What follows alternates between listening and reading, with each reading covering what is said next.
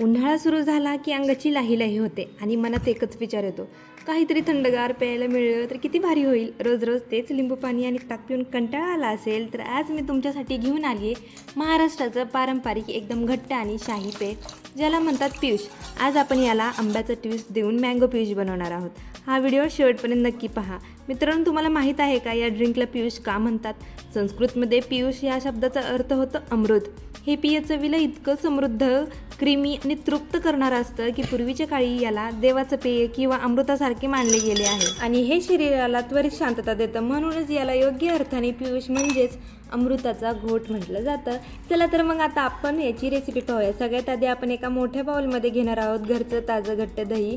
आवश्यकतेनुसार त्यात थोडं पाणी घालून ते रवीने एकजीव करून घ्यायचं आहे. दही चांगलं फेटून झाले की त्याच्यामध्ये आम्रखंड टाकून ते मिक्सरने स्मूथ करून घ्यायचं आहे. आपलं मिश्रण तयार आहे. आता हे घट्ट, क्रीमी आणि मऊसूत पियुष ग्लासमध्ये ओतून घेऊया. यावरून घालूया जायफळ पावडर. जायफळमुळे या ड्रिंकला एक खूप छान सुगंध आणि पारंपरिक चव येते. आता वरतून ड्रायफ्रुट्स आणि केशर टाकलं की महाराष्ट्रीयन पियुष मस्तपैकी तयार आहे.